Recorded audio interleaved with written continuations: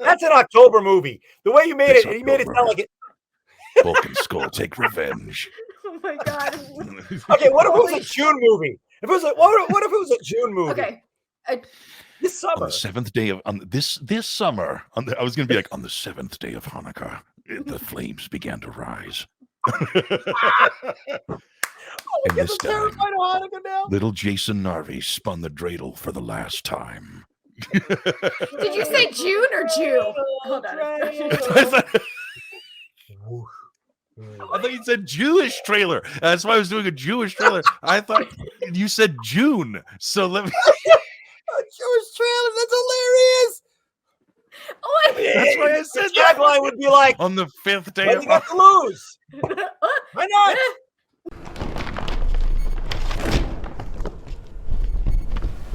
Today, a legend from so many years of our childhood and so many more, a hilarious and talented individual, the one and only Jason Narvy. Hola, ¿cómo estás? What's up, Jason? What's up, guys? How are ya? Better now. Very excited. Oh, shucks. I was watching. I have to say, you guys have some of the best graphics of any show I've done. I mean, they are. I mean, as a child of the 80s, I'm like, that's what I want my tombstone to look like. You know, like, I don't want to see 1990. I got to go out in 89. For long hair. You know, you can still look like Depeche Mode. Ooh, love Depeche Mode. But yeah, shout out to our graphic designer, Jude. He does all the graphics. He's our producer, and he's my husband. So yes, shout out to Jude. And yes, Jude. Woohoo! Jude's a cool dude. You're the man, Jude. You're the man. Yay! Well, Jason, this is so exciting. Thank you so much for joining us. And okay, we're just gonna start. Okay, Skullovitch. Yes. Is that Polish? It must be. I think it. Yes, absolutely. It's highly ethnic, and I'm sure in the Ellis Island days it would have been lopped off. So Narvy actually is short for Narodsky. So we thought all you need is that extra syllable, you know, that kind of thing to make you the old fashioned baddie, because it was always somebody that snuck through Ellis Island. So that's love it. You gotta love the skis. You gotta love the bitches. So good. The skis and the bitches. That's what I always call, like. So anytime I try to teach like you know, theater, right? I teach acting. You know, Stanislavski. I always have an entire section on the skis. And people are like, "Yeah, dude, ski." I'm like, Stanislavski. They're like, "Son of a bitch." So Stanislavski, is that your go-to guy? Is that your favorite method, or you like to teach all the different methods? Well, Stanislavski is kind of the foundation of everything that people do in realism, you know, the 20th century. We were talking about The Godfather earlier, right? So you have Lee Strasberg, and Lee Strasberg and several of the people that he worked with all worked under Boleslavsky, who was their instructor as they were coming up. They're taking these ideas out of Russia that include everything from, you know, sense memory and like, oh, use my emotions to understand. But they also do things that are not quite as touchy-feely, like create a character spine. A character does this because they want to get this. But they also work on things like ensemble work. So he's in an acting troupe of a bunch of, well, Jews coming into the 1930s, you know, coming out of the 20s and into the 30s as the kind of arts theater is kind of coming up and stuff. And they all see Stanislavski's troupe come through, and they're all like enamored on how there's so much of life on stage, as opposed to one guy standing up going, blah, blah, blah, blah, blah. And everyone in the background like, oh, it's my line. Ah! You know, that everyone seems to be like, you know, living behind a fourth wall. So several of them create this thing called the group theater. And from that, you get Stella Adler and Sanford Meisner and Harold Clurman and all these people who all come up with their versions of the methods. Right. And they're all based on Stanislavski, and they all claim to have, you know, Stanislavski's true thing going on. Right. Yes, well, Stanislavski's my guy.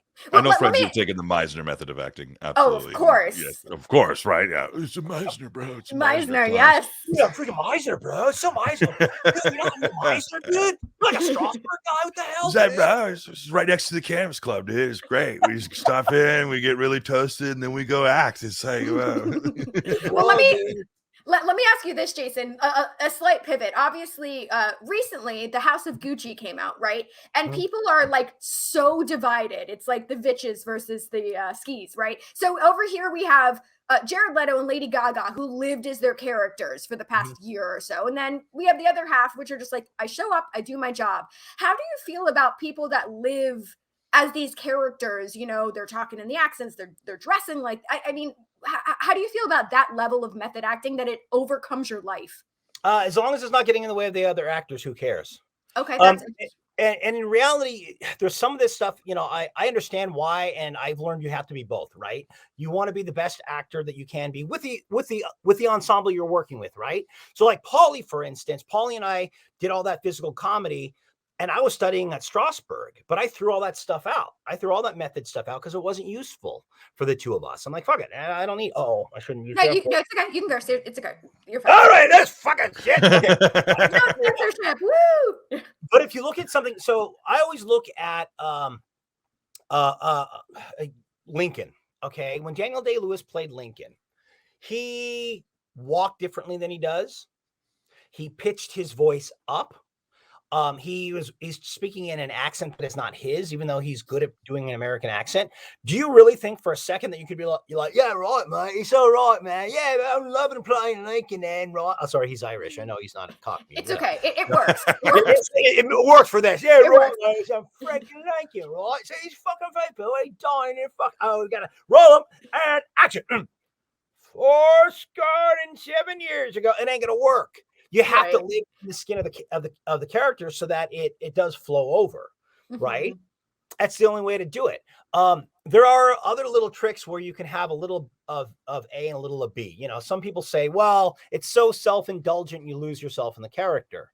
Meisner would also, he said everything that you do has to be about be other directed. So you have to lean into your scene partner. So you can never be all about yourself. You know, you're not just going to sit there and emote and you are feeling everything, but it has nothing to do with the rest of the freaking scene and the other actors, right? He'd also do a thing where he didn't want it to be too dangerous for yourself. Like, let's face it, if I'm supposed to be crying in a scene, at some point in that scene, I might stop crying. But if I'm really dealing with, you know, I don't know, the dog that I was forced to shoot when I was 12 years old, I might be like, I'm going to miss you, sweetie. And then she'll say, no, I'm going to stay with you. And I'll be like, my poor dog. That's not helpful now, is it? You know, so that's the problem with real emotions. So what Meisner would do is he said, you instill a poison pill in this thing called the creative if. You know, what if I were that character? Another way to interpret is, you know, what would I do if I were going through the circumstances the character is? And in your what if, and I could be wrong about this because I was a Strasberg guy, not a Meisner guy. You put something that couldn't possibly happen. So no matter how realistic it is to you, your what if might have a purple dragon. If you go deep enough, you're only going to go so far down the rabbit hole. So yeah, so I sit on the fence. You know, I sit on the fence, and I did a show. You guys are familiar with Jaws, right? No. I've heard of it. Is that Spielberg or something? Yeah. Dude, some other Jewish guy. Here it goes again. I think it's a dolphin, man. They filmed it in North Miami. A flipper, and then like he got on heroin and he turned into Jaws. Yeah, it's horrible. Dark story. The dirty Orlando smack. He was... So Jaws, if you recall, he meets Robert Shaw, and Robert Shaw. They're showing their tattoos there, right? And his tattoo was from he sank on the USS Indianapolis, right? So I did a play about the Indianapolis in a small theater here in Chicago, meaning that the audience was at times as close as that back wall is to me, so you couldn't fake it. And I was playing the captain of the ship. 30 years later, the moments before he commits suicide. That's how the play begins. So I could not fake that in any way, shape, or form. Not when the audience is that close. So I had to really tap into some deep shit.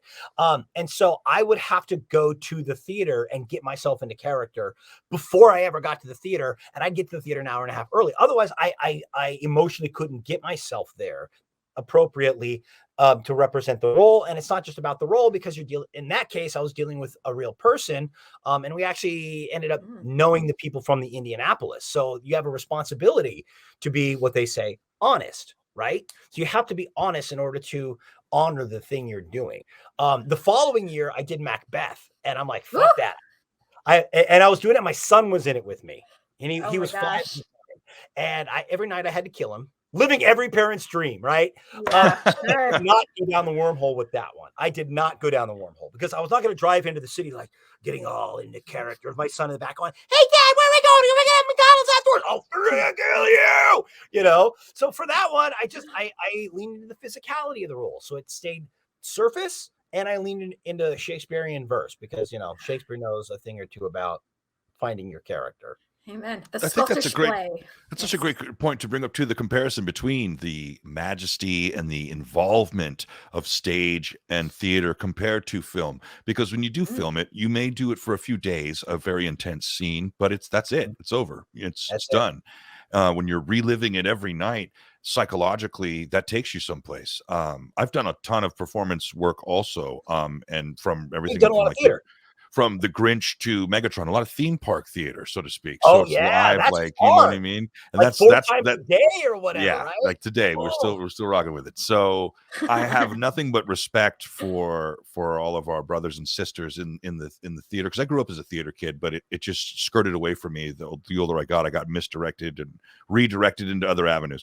But the doing something even like you just said in Macbeth with your son, man, what an investment. And hats off to you, my friend. You are a man of many hats, and you wear them all very well. So, great hats. Great hats. Yes. Did you pull any inspiration for, of course, Bulk and Skull from any famous comedic duo? Is this a Laurel and Hardy kind of thing? Oh yeah, that's my wife loves them and introduced me to them. Oh yeah, Laurel and Hardy's great. And at one point when we were working on a spinoff, one of the ideas was to do the young Laurel and Hardy.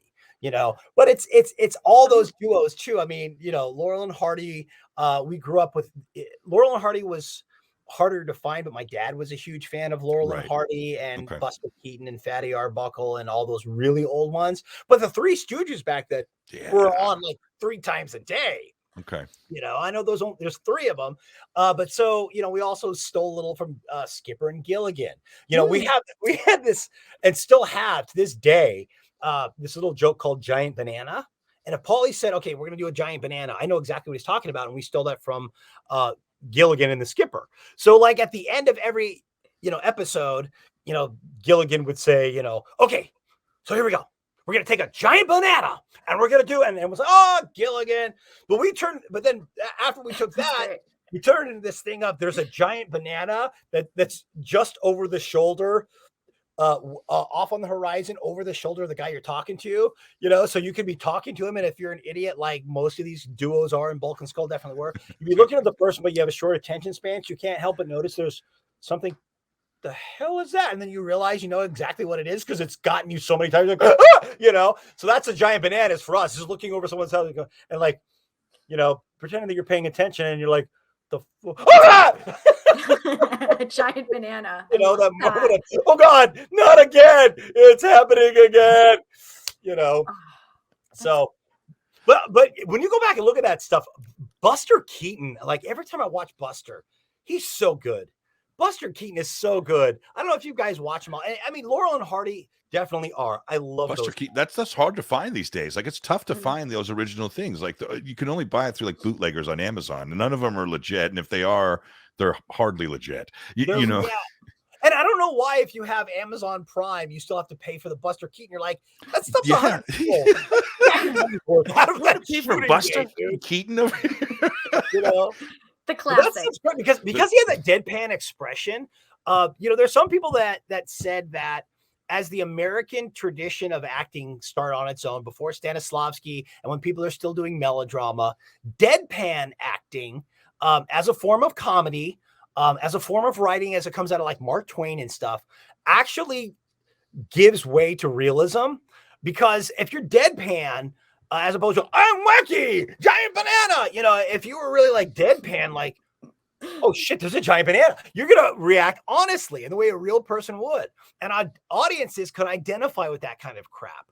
So if you look at some of those slapstick comedians, they're way over the top. And sometimes that's really funny. But if you look at Buster Keaton, you really identify with him. And his acting is great. Like he's a good actor by today's standards even, you know?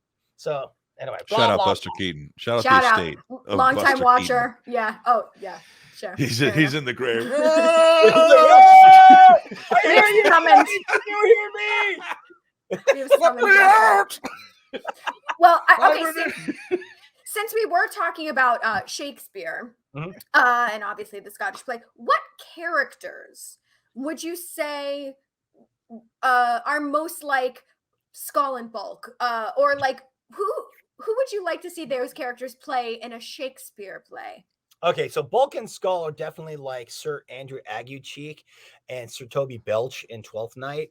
You know, skinny guy who's really dumb and kind of vapid, and the other guy he's more of a drunkard. He's really not stupid, but he definitely is a bit of a braggart, and he definitely tries to get away with a lot of crap. Like that's Bulk. You know, those two by and large are. I still think, and of course, Bulk is Falstaff. You know, no two ways about it. He's Falstaff. And I guess Bardolph in the Henry IV parts 1 and 2, Bardolph might be like Skull because he's pretty. Skull's pretty dumb, you know. But Falstaff is smart as hell, and Bulk is not. I mean, these guys are pretty, you know, pretty dumb. Pistol and Llewellyn in Henry. Llewellyn, yes, Llewellyn, yes, you're absolutely right. Yeah, Danica, shout out to Danica. Guy who either he's got a Welsh accent or mispronounces all the stuff. Yeah, you're absolutely correct, Danica. Hello, Argentina. Also, not Shakespeare related, but Argentina shout out. Yes.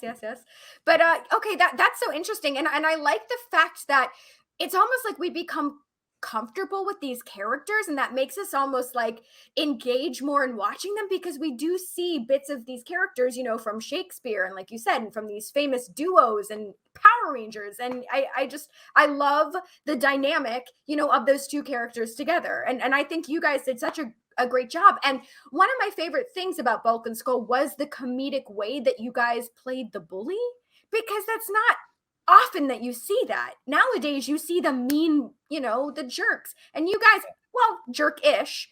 I mean, I really liked Bulk and Skull. You guys were likable, you know? Well, they were the Beavis and Butthead, man. They were. Yeah. it was the era of Beavis and Butthead. I mean, you know, a lot of that went in there, you know?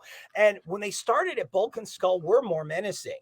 In fact, they only had like 4 or 5 episodes where Bulk and Skull were in it, actually.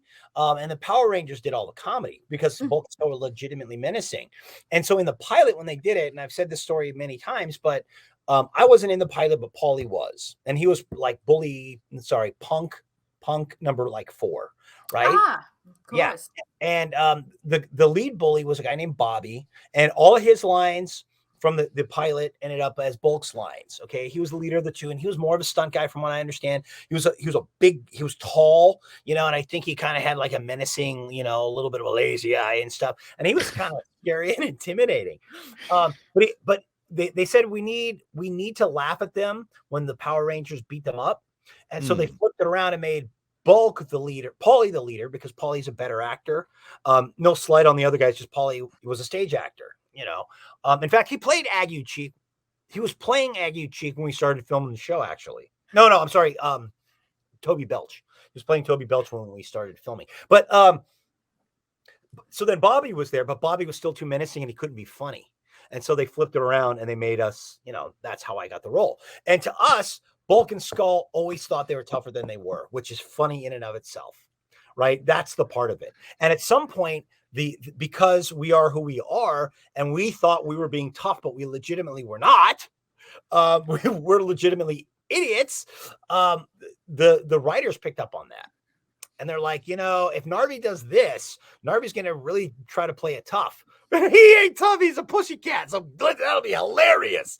You know, so that's part of it. And part of it was that we knew how stupid we were, and we played caricatures of ourselves. And then we just try to break up the other person. And then we tried once we knew that we could break up each other, we thought we really got in tight with the crew, and we wanted to break up the crew. You know, we thought if we can get the crew to laugh, it would be fun. Because like you, we had a background in theater, so we're like, well, it's an audience, and we liked our crew, so that's part of it. You know, I was gonna say, I also loved the background music whenever you guys were on screen. Like in ladies and gentlemen, it's so good. It's the greatest, bro. Like the greatest to have your own theme song. First of all.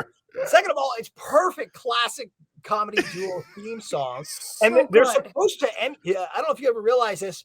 Probably, but they're supposed to emulate Bulk and Skull. That's Bulk. That's Bulk. That's my laugh. That's my laugh. So I'm like, that's genius, Ronnie. That was old Ron Wasserman, you know. You know, here's another thing that we've talked about. We're like, if the Power Rangers were made today, or you know, that season was made today, Bulk and Skull, most of the Power Rangers we used to say would be more like Bulk and Skull. Misfits. They're really not that menacing because Bulk and Skull really stopped being bullies after middle to end of season 1, right? So they're outsiders. They don't fit in. They wouldn't be the winners and the jocks and the good-looking people, because who the hell roots for the good-looking person?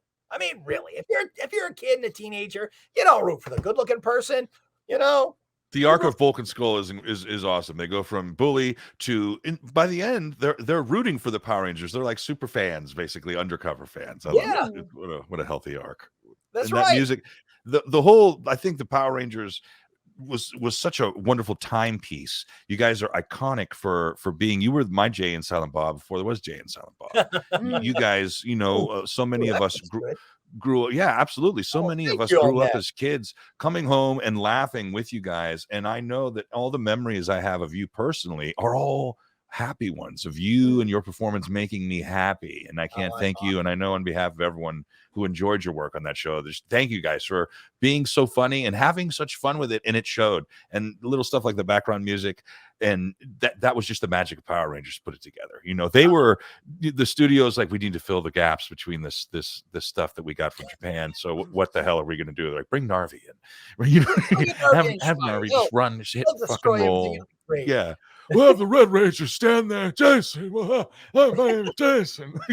But, you know, and as stupid as it sounds, I mean, let's face it, like you said, our generation, I don't know as much with the young kids. My kids aren't quite old enough for me to know this yet, but it's like TV was your buddy. I mean, let's face it, it was your babysitter. Yeah, it was your buddy. There was 12 channels sometimes. That's all you had. You had 12 friends, 12 options, and that was it. There was no, let me YouTube what I want to watch today. No, dude. Can't just sit down and watch Buster Keaton whenever we want. It's like when your mom would tell you, that's right, no Buster Keaton. It was like when your mom would tell you, are you hungry? Because this is what's for dinner. So, yes, you know, this is what you're getting. This is what you're getting. If you're not hungry, you don't have to eat. And if you don't want to watch television, you don't have to watch this. You don't have to, you know. So you do that thing we used to do is called staring at the walls. We used to do that a lot. There's a lot of staring. We should imagine things on the walls. How do you like that? Well, you know? Josh, I thought it was interesting when we were talking yesterday and, like, you know, putting this together. You mentioned that a lot of people. Yeah. Do you want to talk about that? I don't want to take it away from you. I do a character called Roadhog in this game called Overwatch, and he has a sidekick. He is the Bulk, and his sidekick is Junkrat, the Skull. It's the same dynamic. Junkrat, right? It's Bulk and Skull, Roadhog, and Junkrat. It's actually Junkratovich. Junkratovich, Junkratovich, but then silent. And it's Roadhog Meisner is the other. Roadhogski, yes. Roadhogski. Oh my God! When we named Bulkmeyer, we should have gone with one of those old like method acting teachers. That would have been hilarious. Bulk Meisner. That would have been funny. Damn, opportunity there. All right, guys, jump in the time machines. We're going back. We're going back. We get fans all the time that come up and say, they ask me, what is your influence for Roadhog? And I quote you and Bulk as one of my, I'm like, yeah, absolutely. I compare Roadhog's voice as being like Dr. Claw meets Megatron kind of deal, right? Because it's like, I'll get it. That really low voice. That's like that Frank Welker shit, right? Okay, and chills, then right? Chills. Like Megatron doing his breathing, and you meet it in the middle right here, right? And that's where Roadhog lives. So, now that they've done a couple animated skits, and Chris is amazing. The voice actor does Junkrat, but he's leaned into this shtick between them, and now Roadhog is more of the dead face. Mm-hmm. And Junkrat is more of the color, you know what I mean? And so I love being able to talk to you right now and to tell you that, you know, your performance has influenced so many aspects of pop culture that you may not have even been aware of. Absolutely. Well, thank you. I appreciate that. That's awesome. We're just here to make you feel good, Jason. That's part of our show. And getting to relive this makes us feel good too. Okay. We wanted to ask, how familiar were you with Beetleborgs? Okay, so that was a spinoff, right? That was the spinoff. I think it the was JDF-ish was spinoff that was kind of. In fact, okay, so they filmed right next to us. And let's see, there was Beetleborgs and VR Troopers, right? Okay. They were both spinoffs. VR Troopers. Oh God. Yeah, okay. Yeah, so we used to see them all the time, you know, and I remember Beetleborgs had a great set from what I recall, because they were competing with Goosebumps, is what they kind of were riffing off of, was Goosebumps. I think we used their sets for a couple Power Ranger projects, I think. Or wait, did we use theirs, or did we use VR Troopers? They're all the same to us. VR Troopers and Beetleborgs. I forget. I think they used the Beetleborg set. The Beetleborg set used to be the VR Trooper set, I think, is what it was. But yes, so I am familiar. Any West Side Story turf wars in between? Oh yeah. I mean, hey, try to keep Austin St. John from dancing. I mean, other than that. Oh my God. Love. We actually had Flabber surprise one of our past guests, and Flabber has never done like a convention before. He's never done an interview. So we had really? Flabber. Yeah, for we had him on right? here. Yeah. Oh yeah, for Clownvis, who is a Elvis impersonator, but a clown. So yes. Clownvis. He's phenomenal. He's great. I love that. Highly recommend. We were supposed to do so when we were working on the Bulk and Skull show. After Hal Roach said you can't do Laurel and Hardy, sorry, we were going to do one where Bulk and Skull had a hotel, and the absolute must coming from the brass was we needed to incorporate Elvis, the Mexican Elvis. Like they said we had to incorporate Elvis. Yeah. Yes. We're like, oh, okay. Well, any other characters but Bulk and Skull, it wouldn't make sense. Well, Bulk and Skull, you're like, yeah, okay, I can see. Azure suede zapatos is in his blue switch. I don't know if there's probably a different word for suede, but it was a Spanglish translation. I enjoyed it. Yeah. We got it. All right, let's see. Oh, okay. Beetleborgs, I love it. Yes. So obviously, Power Rangers, quintessential 90s show, and your fashion, you're an icon. But what would you say are some of your favorite 90s trends, fashion moments, songs, movies? What do you like from the 90s? What stands out most to you? Okay, well, there's a lot of horrible things that came out of the 90s. I do want to start with that. Okay. Color palettes, terrible. And I was such a product of the 80s because my older sister, who was a goth, she got me into punk and then goth and then Depeche Mode and all that other crap. Okay. How cool. Yeah. So that's why when you look at Skull, there's a lot of Sid Vicious and Ducky Dale. And he is very Sid Vicious for sure. I see Sid. Yeah, definitely Sid. But the 90s became great because, I mean, I know everyone talks about grunge. I started off not really caring much for Nirvana. It's only in retrospect that I'm like, oh yeah. Oh, well, whatever. Never mind. Yeah, that's pretty much what everyone thinks in Gen X and the millennials. But that being said, once the 90s got going, the mid 90s, the music that came out, the crossovers between hip hop and rock and reggae came back, things like Sublime. That was amazing stuff. I mean, that was really a high point of music when alternative music really became a music of everybody rather than just here's the group that does the one thing, and when I say group, I mean everybody that follows them and all the kids that dress like them, and they're all going to be from the same neighborhood and all that crap. So in the 90s, we finally started saying, no, people from different neighborhoods should come into the same room and make music. And that was awesome. I loved that. But of course, you have the indie film movement. Okay. Wait, before I even get away from music, my God, you also have the rise of female songwriters, right? Alanis. I don't give a damn. Yeah. Alanis Morissette's Jagged Little Pill, the whole album, every damn piece, every bit is a masterpiece. Women did not, don't get me wrong, I was in punk, so I knew there was a lot of women in punk that did. But that being said, women on the radio did not show that kind of pain and angst and ballsy, like badass, fuck yeah. So there's that.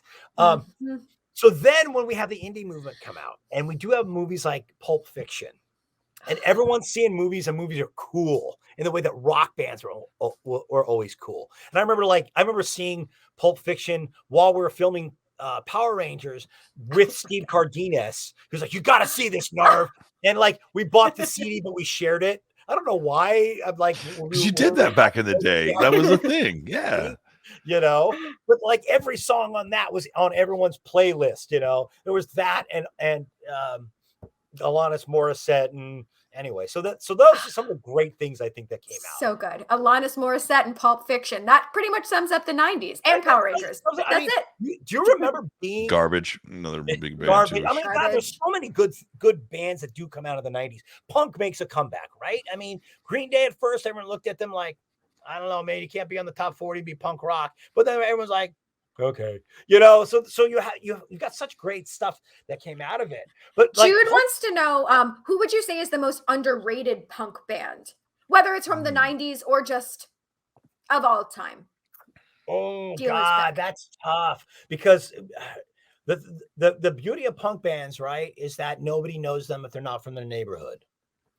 Right. So everybody knows Bad Religion, and Bad Religion, I think, is underrated just in music in general. All punk bands, in my opinion, are underrated in general.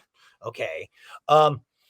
Let's see. Oh God, that is such a tough question. I think the X-Ray Specs didn't get the due that they should have. Polystyrene and her and the horrible saxophone in that music, horribly underrated. A woman horribly ahead of her time. It was also one of those examples of you know, there wasn't a huge amount of black people in punk rock in the UK at that time. Polystyrene was, you know, so like if that's one of those bands, if they were to come out today, would, I think, be like the meteorite that starts it all. You know, you've got to listen to the X-Ray Specs if you don't know them. They're just I'm not familiar. I'm honestly not familiar, and I shall. Oh my God. Honorable mention, maybe AFI, you know, honorable AFI mention in fans. I like AFI. Yeah. Would you consider them punk? Are they considered punk? No, I don't think so. I think AFI like the early stuff. Emo. I don't know. Yeah, I guess you're right. It was like the beginning. I mean, I feel like I remember I grew up in the Bay Area, and so like punk music, like I remember in 7th and 8th grade when like, so I'm thinking of like when the Power Rangers specifically when I was watching was like 5th to like 8th grade, right? And it was like Nirvana, it was Soundgarden, it was not punk bands. People would not, you know, Pantera was big. I feel like Pantera was coming up around then. I'm trying to think. Green Day, I remember that, but other punk bands, I Misfits, maybe, you know what I mean? Misfits are great. They're great, you know, and I think everyone's got a Misfits tattoo. If I formed in 91, there you go. But that's okay, but that's a good example. So when Nirvana came out, like people like Pantera were in the heavy metal group. Heavy metal was all about, well, look at Kiss, love Kiss, but they're all about let's party, and it's like that's not rebellion. Whereas somebody like the Dead Kennedys, Holiday in Cambodia, you know, these are all songs these are groups that are doing songs about politics. You know, they're you know Black Flag, Rancid, yeah, absolutely, Black Flag, Rancid. You know, so these songs are like really like But towards the end of the 80s, people like Metallica and Pantera, they're coming out and they are finally making heavy metal serious, you know, and it's about emotion. It's about poetry, not political like punk often is. But so when you get somebody like Nirvana that comes around, it becomes about emotion. And it's like, it's an emotion that hurts and makes you want to punch people and punch yourself, you know? So that's why it's like, again, in the 80s, if you were punk, you couldn't be metal. And if you're a goth, you Interesting. couldn't be. I mean, so people really got in their damn little cliques. So that was the good thing about the 90s when it starts bleeding over, and you can't say hip hop doesn't influence people in the Bay Area. So that starts coming in too, you know? So that's why the 90s are good. I think we finally, you know, I think people, when the 80s came around, we were so tired of all the fights that had come out during the baby boomer generation that people gave up. They just said, you know what, all the problems are solved. They're gone. It's good. We're fine. You know, and then we won the Cold War. Yay! Everything's fine. But all those problems festered. And in the 90s, we finally started dealing with them again, you know, and they're still festering today. You know, that's the whole point of all the things going on right now, right? Is people like, dude, we didn't tend to our homes. We didn't. It's because we forgot about it for about 10 years. That's my theory, you know. The 90s is about finally breaking down those barriers again and stop being safe again and being ballsy enough to be dangerous, which is, you know, which if you look at the early 90s, you don't see it on TV. You don't. Everything looks honky-dory and Technicolor, but it wasn't. Anyway, blah, blah, blah. I love that. Well said. From a bastion of the 90s himself. Take it from the source, folks. You know what I mean? Take it from the source. Material. Well, before we get into our game, we wanted to talk about an upcoming project that you have, if that's okay with you. Yeah. And I believe we have production. Run it. Let's see. Segue coming up. They're parasites. Doppelgangers. Do you want to give us before you want to lead us into the clip? You want to lead us? Oh, this is the trailer. So this is the trailer rather than just the clip. So this is Arc Exodus. It was a small project that Johnny Yong Bosch and I were working on. We had been working on another project and it completely fell apart. So we're like, well, we've got a great cast, great crew, great stunt guys. Let's see what we can what we can do. And so we made this film that we absolutely loved. And it is currently in a holding pattern for us to figure out distribution and where we're going to go with it. We won all kinds of film festivals. It's right now either a short film or it's a pilot episode.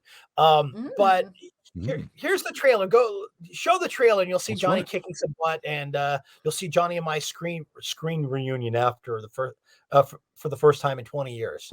Oh my gosh. All right. Roll that footage. Is that what they say? Getting our world to replace us. We're doing a good thing here.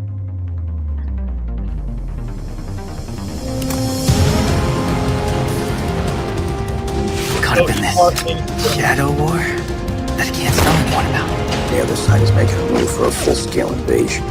If it's implemented, they can open up a portal anytime, anywhere. If they succeed, hell on earth, man. There is something you need to see. The great Sohi Park, ladies and gentlemen.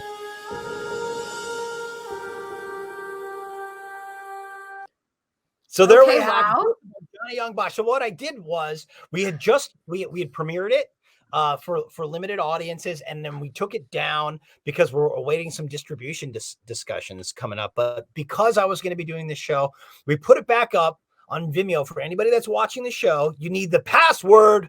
Skull is the password. That way you know it comes from me. Tell them Narvy sent you, and you can watch the film. It's about 38 minutes, and it's pretty badass. So that's one of the many things I got going on right now. Hell yeah! Congratulations! Awesome. Talk about a cool soundtrack. That I was like, ooh, I'm in.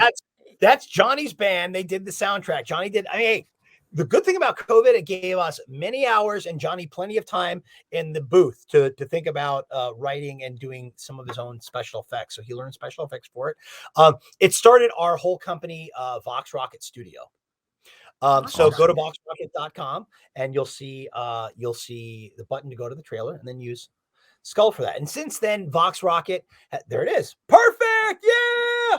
Perfect. We got to put the code on there. The code is Skull. The code is Skull. Skull.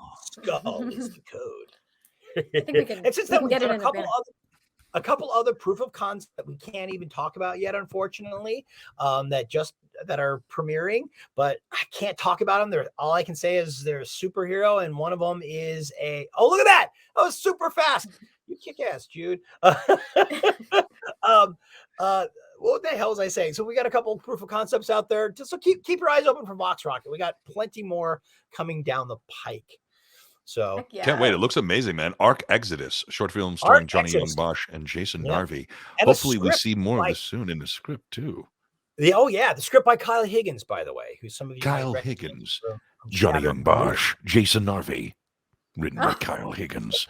Fridays at 5 on CBS. I have to do it every episode. And we love it because there's no one better than you.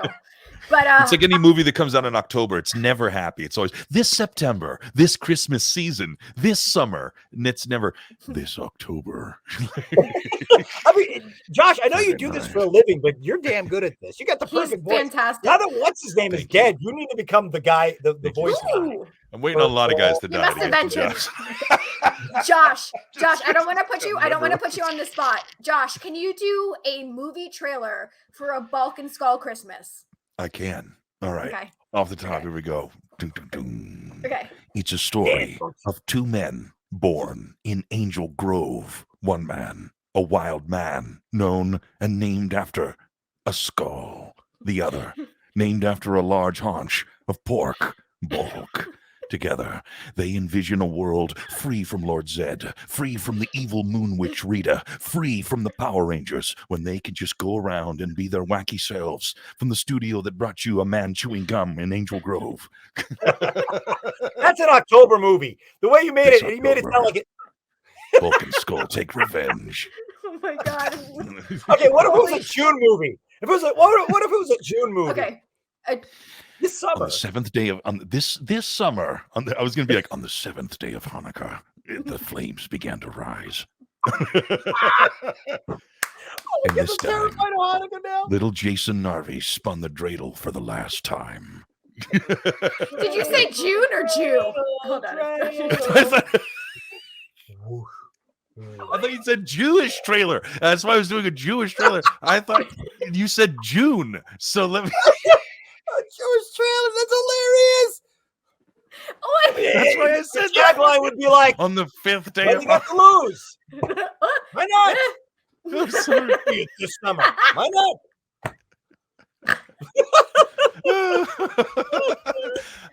This June, Bulk and Skull bring to you a wild ride of a lifetime from the studio that brought you Moana. Comes their animated journey for the first time. I don't know if I can do it, Dad. Yes, you can. Just get up and keep moving. Okay, I'm about to have a panic attack. I'm laughing so hard. Okay, hold on. Had to cover Roadway. Oh my god. Freaking perfect trailer voice 100%. Right? He has got a perfect trailer voice. This is amazing. This is why we're here. This is why we're here. What a great time. Jason, you inspire me. Thank you, my friend. I think we need I'm working on a horror audio book that I'm voicing, and I'm going to steal all your voices now. Please. Next time you're gonna have your name crossed out with my name written under it. Let's see the trailer for that. So did he just take all my sound bites from the? He did. He just took my sound bites. I'm like, no, it's a book. I didn't know. Do it from June. He said, "Oh, sure, I'll talk about Hanukkah. No problem." Okay. Well, okay. So we play a game on the show. It's called Would You Rather? And just so you know, Jason, there's no wrong answer on any of these. And it's a fun game, and that's how we do it. So, Heather, you want to do the first one? I absolutely would be honored. Okay, so here we go. Once again, there's no wrong answers. Would you rather listen to calming ASMR from Rita Repulsa or listen to calming ASMR from Alpha 5? Whoa, whoa, whoa, whoa, whoa. Ay, is what on. Okay, so that's it. That's a Jewish thing again, isn't it? It's a Jewish thing. Okay, there you go. Alpha 5, it's a Jewish thing. Alpha 5 is chosen. Rita's voice was like nails on a chalkboard. Like, well, you know how Barbara came up with that voice? She had gotten frustrated in the audition and got kind of pissy with them. And they're like, can you be a little more menacing and screechy? And she's like, how about fucking this? And they're like, no, and Barbara's like, great. Yep, love it. All right, next one. To conquer Earth. Would you rather compete with Paul on Nailed It or compete with Paul on The Amazing Race? Is he on my team? Yes. Nailed it. Nailed it. Okay. Nailed it. I can't push that guy across the desert. No, no, he would not want. No, he'd be like, "Fuck! Oh, you're like seriously, we're going home. Seriously, seriously." But can he bake? He's a great cook. Oh, good. Okay. He's Dutch. He's Dutch. He knows how to cook. He's a damn good cook. Good cook is good bakery. Good cook and like good yeah. cook. So we would be nailed it, man. We got it. We would nail That was it. my Austrian grandmother accent right there. So good cook. He's a very good cook. Yeah. Oh my god. Okay, here's the next one. Would you rather live in a Big Brother house with the Power Rangers or live in a Big Brother house with the putties? Where'd you get that picture? Putties. No, here, let me show you how to do a putty properly. Okay, so go Tony Oliver did this. He had to do some putties at the end of Paulie and I had a looping session. So there was Tony Oliver, Paul Schreier, and myself. And I remember saying, if you look around this mic, you have the aggregate experience of probably the greater part of half a century of Shakespeare. Let's do this, gentlemen. Okay, so it is. You put the lips and that's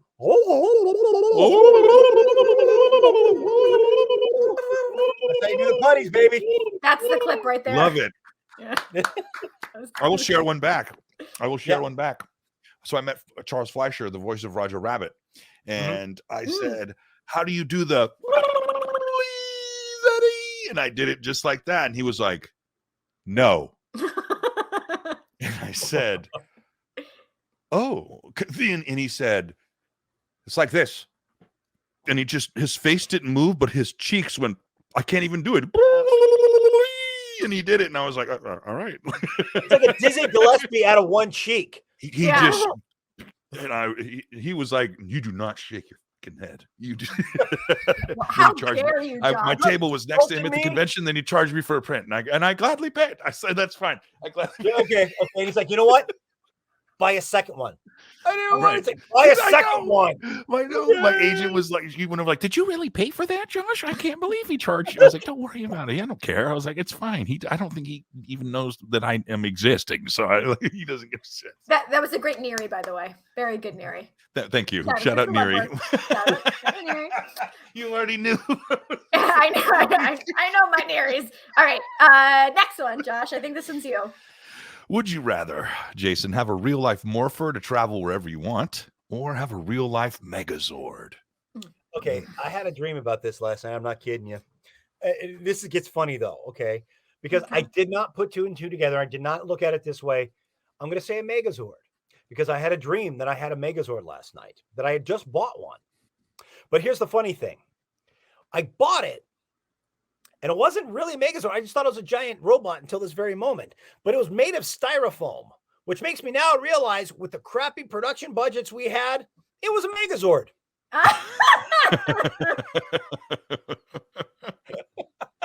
Good choice. I love that like this dream just happened and now it happened last night. So weird. It is. It is. And I remember waking up and be like, that was awesome. I want to go back to sleep and hopefully I'll go back to the same dream. And then I didn't. I had work dreams. Never happened. That's what you never, when you're enjoying it, your mind's like, "Oh, you were having a fun time. Wake up now. Get out of bed. Get the hell up. You will have no Megazord. No Megazord for you. The fantasy is over. The fantasy. I dreamed my teeth fell out this week. So your dream was a lot better that means than you're mine. coming into money. See, I've heard multiple things. Someone said it means, my wife said, she's like, that means that, I said, I thought it's like I'm disassociating with something. She said something else. And you're like, it means you're coming into money. I'm like, okay, well. For the record, all Jews say all dreams have to do with your coming into money. We do. You know, my Jewish brother and sister, I will take it from y'all. Okay, I will believe you guys on this one. Absolutely. Shabbat shalom, dog. Sure. You're coming into money. Blah, blah, blah. Coming into money. All right, here's the next one. Would you rather have a full season of Mighty Morphin Power Rangers based on Shakespeare? Great picture that is. Jude made them. Dude. Yeah. Or a full season based on musical theater.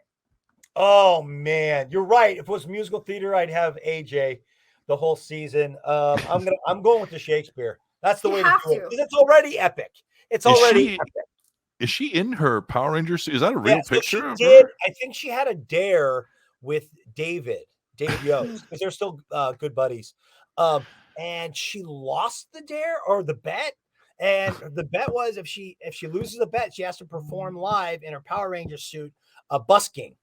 So I think she's out on the street busking. I haven't heard that. In her Power Ranger suit. But did she really lose? Look at her. I mean, come on. No, she wanted it. Come on. Yeah, she wanted to For the lose. record, you did just say she clearly wanted it. Look how she's dressed. I'm glad AJ went through on her promise. Amy Jo came through. She lost the bet, but she came through. AJ's fun. She's awesome. And very talented singer. And she's a great singer. She actually played Janis Joplin off Broadway down in the Village. Gosh. Actually, yeah, in the Village. Now that I think about it, I had just moved to New York, and I was at a bar on Thanksgiving. I couldn't afford to go home that year. I just graduated from college. So after Power Rangers, I did college. And so that's where all my money went. And so after college, I was broke because I was, just out of college. And I was living in the Bronx. And I went down to the Village just to have a couple drinks on Thanksgiving because I, couldn't go home. And there was a sign out front that Amy Jo Johnson had just performed there. I just missed her by an hour. I really tried. But she that's where she played Janice, is down in the Village. Also dressed as the Pink Power Ranger, which is crazy. It was a high concept. What are you going to do? Love do it. You now want to see the Jesus Christ Superstar with the Power Ranger costume? Really? That's my favorite musical.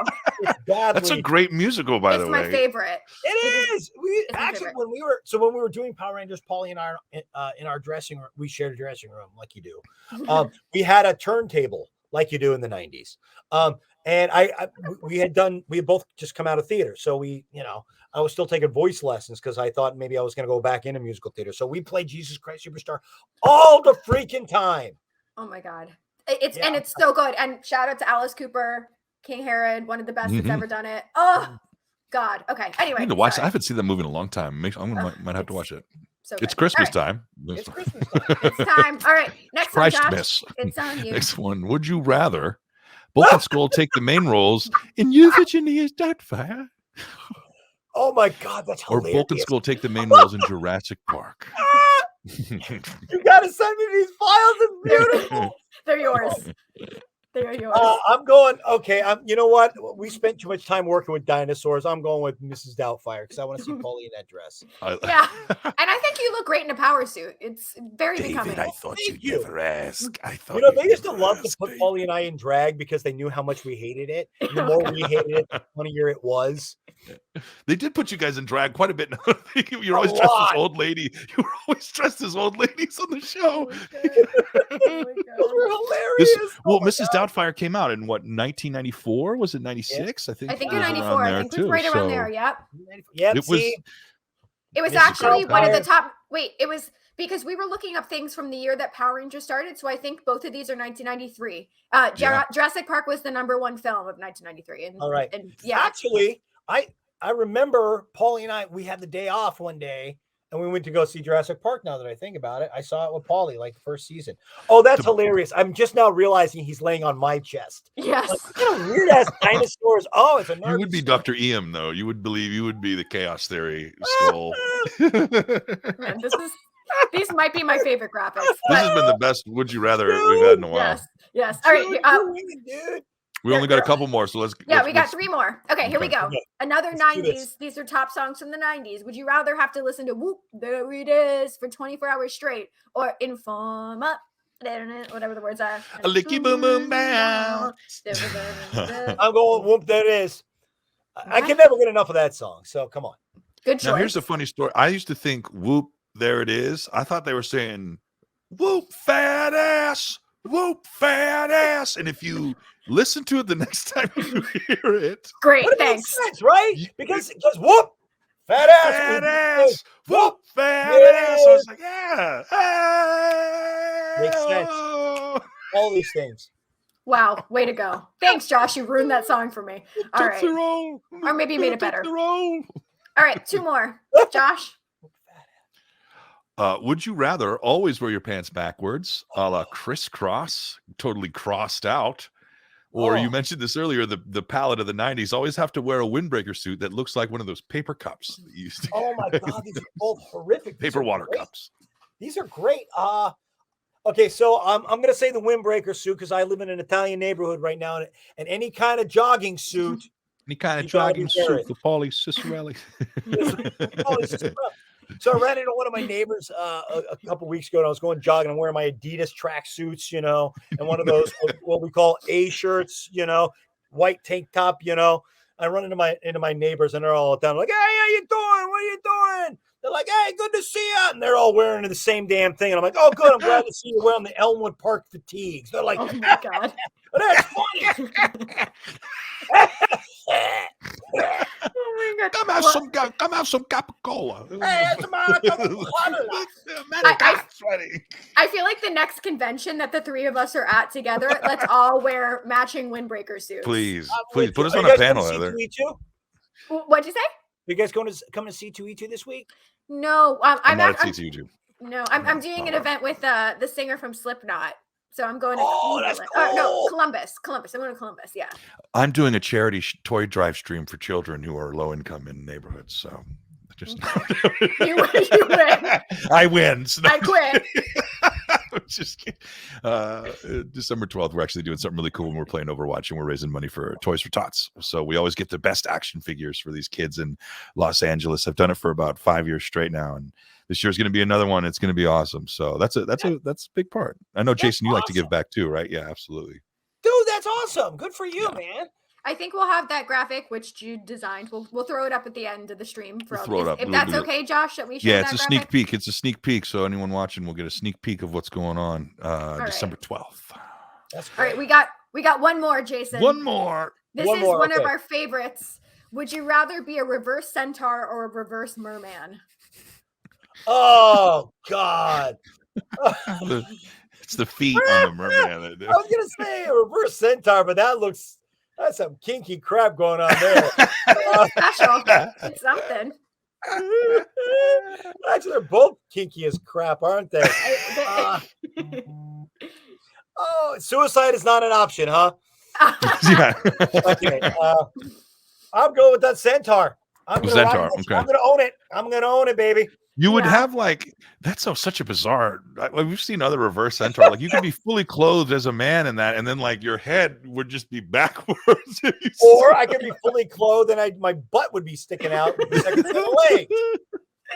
Danica said forever her favorite question. I agree. I feel like your hat would work well on a reverse centaur with that luscious mane. I think it would work. Yeah, that would work. Good. I agree. Well, we've unfortunately come to the end of this stream. This has been such a delight. This You to say me end, and you look at that horse. Okay, never mind. I feel like this is the best holiday present. This is a culmination of all nights of Hanukkah into one. This has just been such a joy. Jason, thank you so much. You are amazing. Thanks for having me, guys. You guys were awesome. So thanks for having me. It was great. Of course. Once again, we want to. Okay, Josh, I think we have your graphic. We're going to throw up on the screen. So here it is. Josh, if you want to tell us about. Boom. Johnny Cruz versus Josh Petersdorf's coming up December 12th. More details to follow. It's a charity stream. If you want to play with us, it's open crossplay. That means Xbox, PlayStation, Switch, all platforms can play. Stay tuned for more details. Perfect. Fridays at 5 on CBS. And once again, we want to plug if you use Arc the code Exodus. If you use the code SKULL, right? Skull. Just remember, you can get Use a the code sneak SKULL. peek. And for more info, you can visit Vox Rocket Studio. That's Vox with an X, voxrocketstudio.com. And that'll take you to the Vimeo link where you can type in the password SKULL to check out that 38-minute cut of the pre-release Arc Exodus while it's still up there. So take advantage of that while it's still there, guys. Yes, another present for you for the holidays. And before we do wrap it up, we are going to go over our upcoming guests that we have. It is the holidays. So, on Thursday, we're welcoming back Edward Furlong. Friend of Jim Cam. Yeah. Yes. The following Thursday, we have Jeff Blue, who is a record executive who's worked with Linkin Park. He's worked with Macy Gray. He's worked with Limp Bizkit. He's pretty epic. And then we're welcoming Felissa Rose from the horror classic Sleepaway Camp. That's in January. But Jason, we'll have to do this again. This is so awesome. Yeah, perfect. And have a wonderful weekend at C2E2. I will. You have a wonderful weekend at your event, Josh. You know, go do good things for society, unlike the rest of us. Yeah. Don't worry, you guys are doing great things too. And this weekend, I'm just taking my part in it too. So we're all doing something. Nice, Yay. baby. Well, I guess we'll see you guys on Thursday. Once again, thanks to both of y'all, and we'll see you guys real soon. Au revoir, everybody. Shalom.